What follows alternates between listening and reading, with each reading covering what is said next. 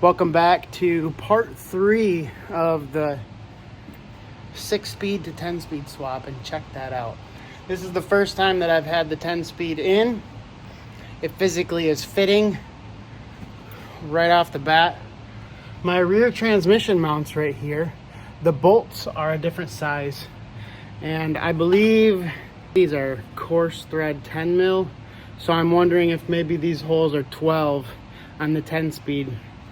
But otherwise, it is bolted up. I haven't even verified that the torque converter bolts will line up, but I wanted to just get the thing in there, get the pressure off my jack, and be able to work around. This transmission cross member will be in and out a couple of times, I'm willing to bet, but it feels really good just to see it in there.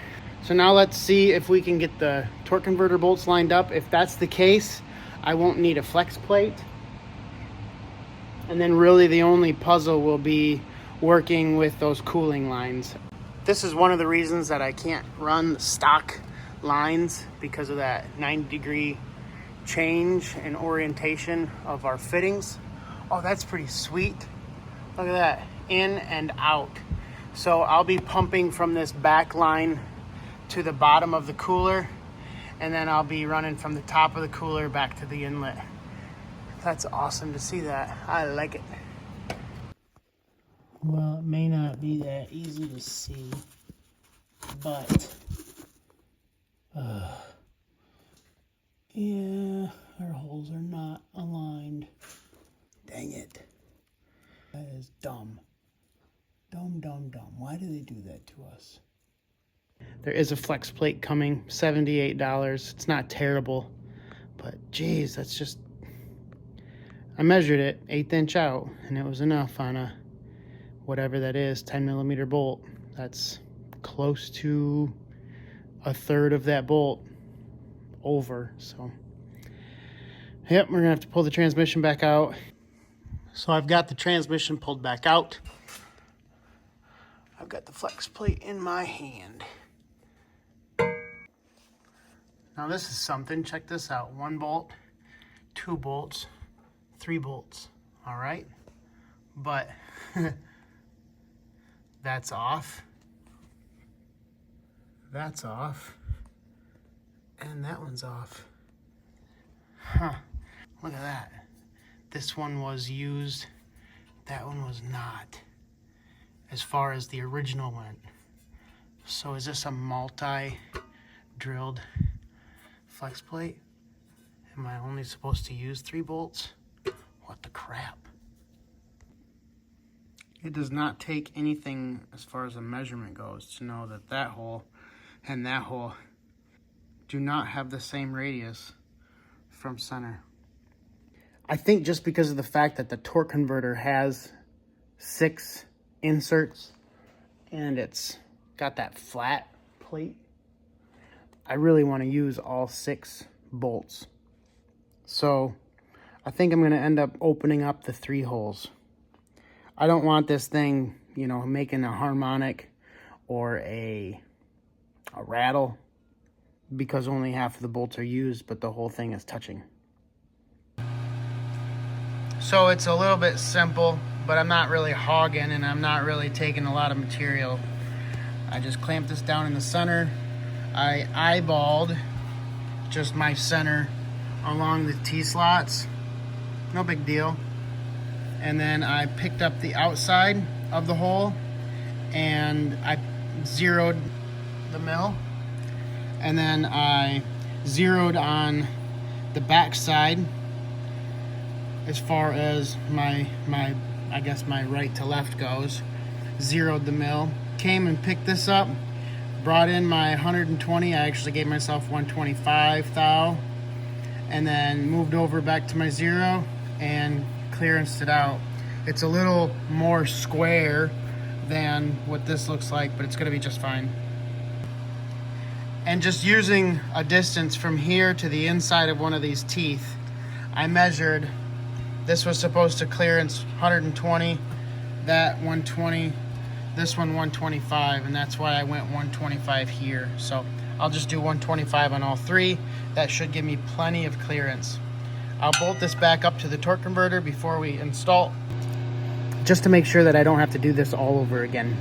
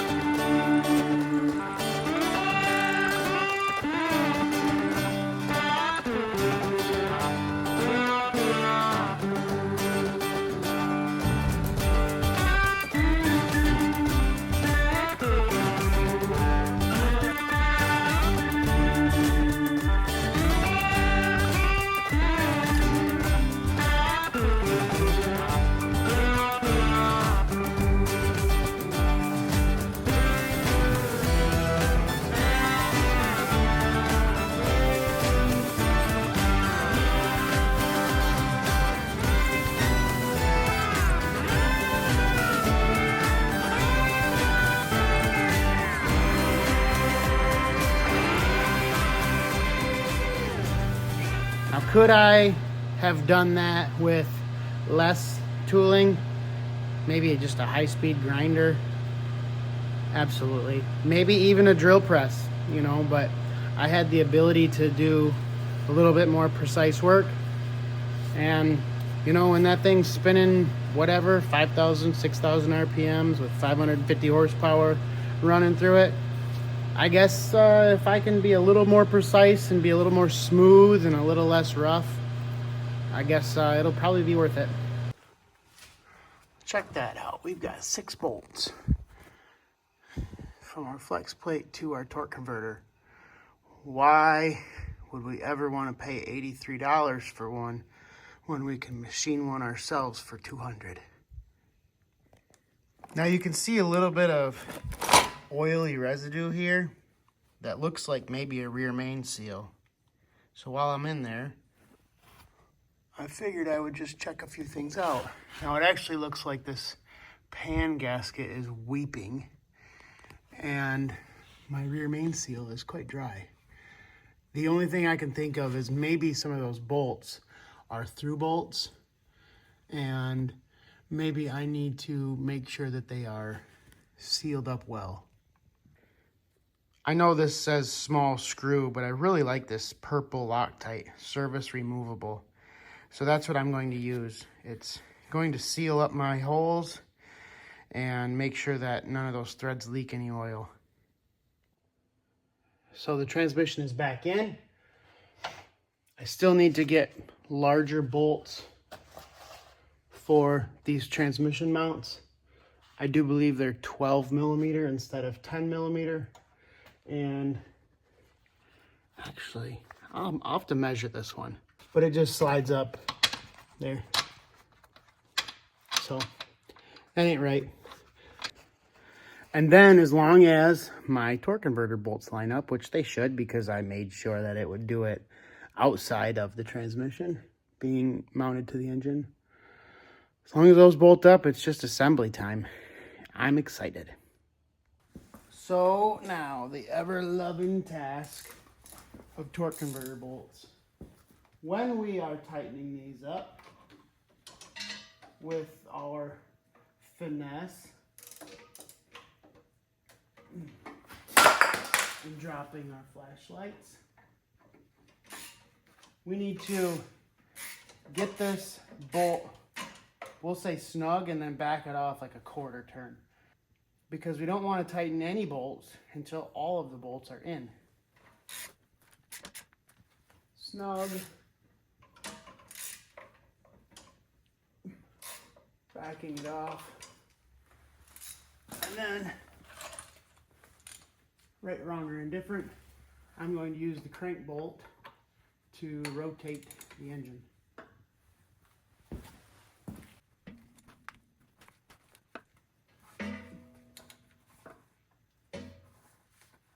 You can hear that clunk. That's the flex plate being a little bit loose from the flywheel. That's a good clunk at this time.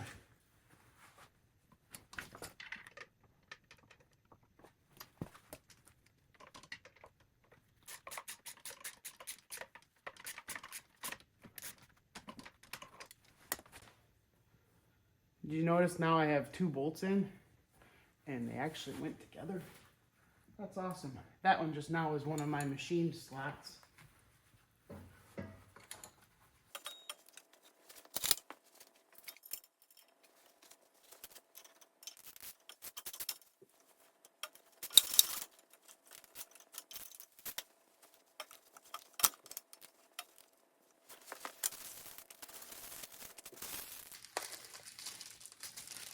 For reference, these are GM 115-47342 bolts.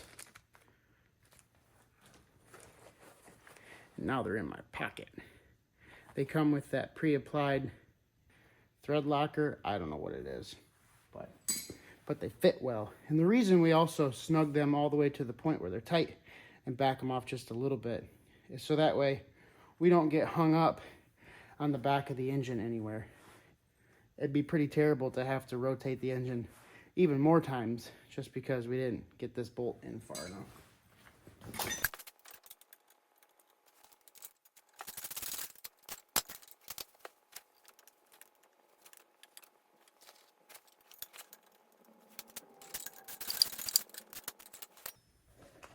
I do believe I'm on my last bolt. I got one more to go, and now I can start tightening them.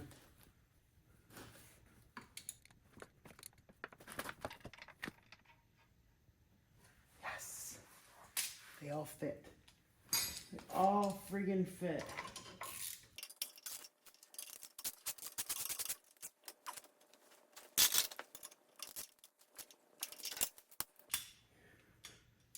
I gotta say that's about 60 foot-pounds. I don't actually know. I'm gonna make it tight.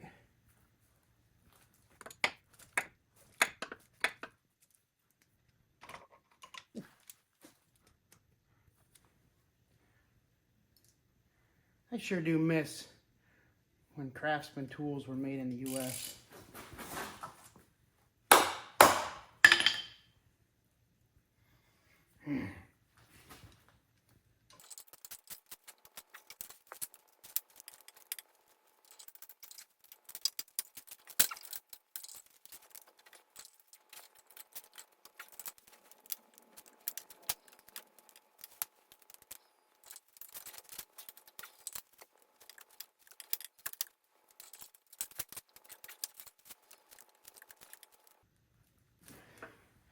I have now lost count of where I'm at. So I'm just gonna go until I find a tight bolt. But they're all in. I'm happy.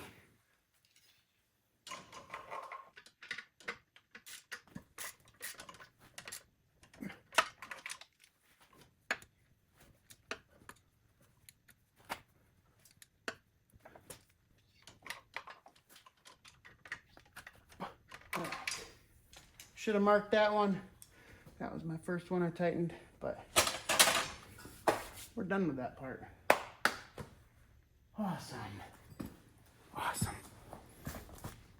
I grabbed me some 12 by 1.5 thread pitch, I think 40 millimeters long bolts. And I did have to use a 1/2-inch drill and clearance the holes in this mount, but it's good and tight now. I'm just snugging up all of the bell housing bolts and getting the small nuts on the studs up in there for the brackets.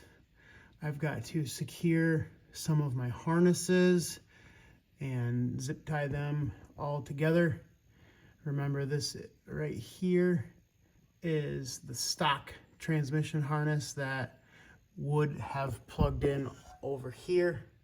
And now I have this one hanging that I'll need to plug in and then probably pull back up into the engine bay and coil up any excess and zip tie it out of the way.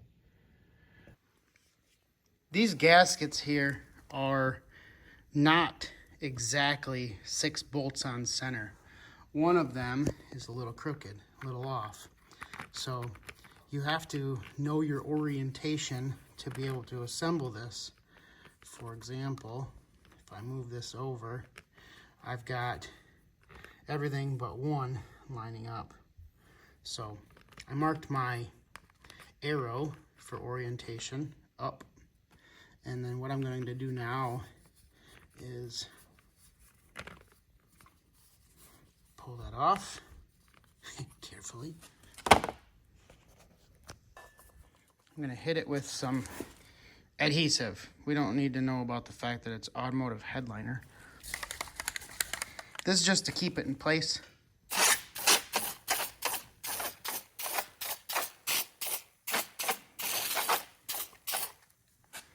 While I assemble it. Also for the ease of assembly, and so maybe that gasket won't stick to both sides again, I'm going to just put a little bit of grease on this entire back of the transmission. Just like that. Now I'm running a little bit short on time, but since I have everything, I believe, as prepared as I can to put these two last major pieces together, I'm gonna just try to get it up in there and wing it, you know. I gotta have this over here. I wish I remembered. There's like a perfect orientation. I don't know.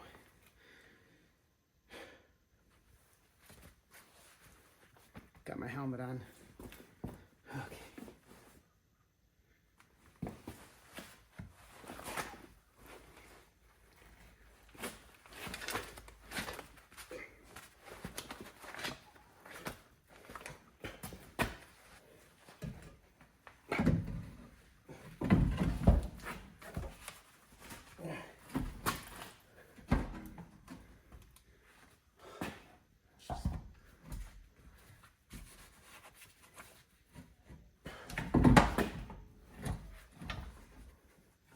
I think I'm wrong.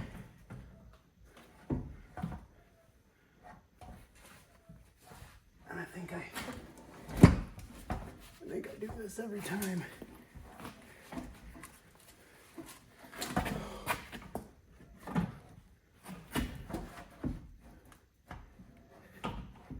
Yep.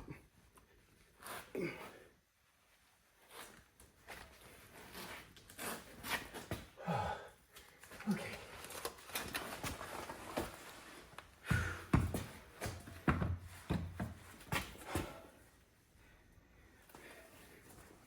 Be right back.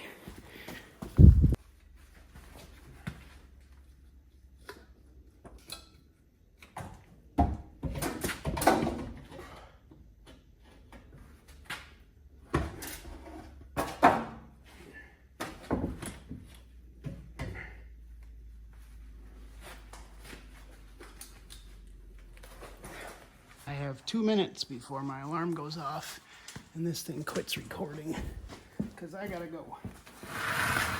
All right. Transmission side goes this way, tail shaft side goes that way. And I don't have to have that much in there. I don't have to have the four-wheel drive apparatus way up high. It can hang low. So there's that.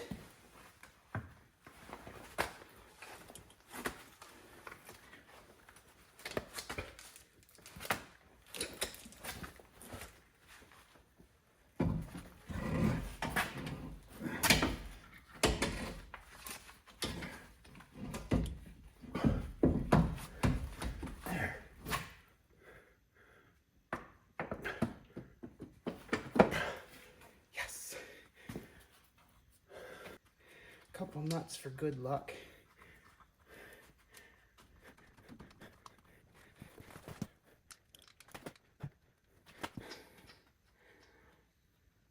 And I guess I'm gonna have to take a break for a little bit.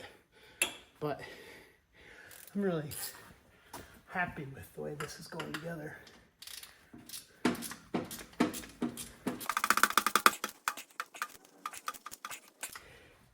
There is officially a 10-speed bolted in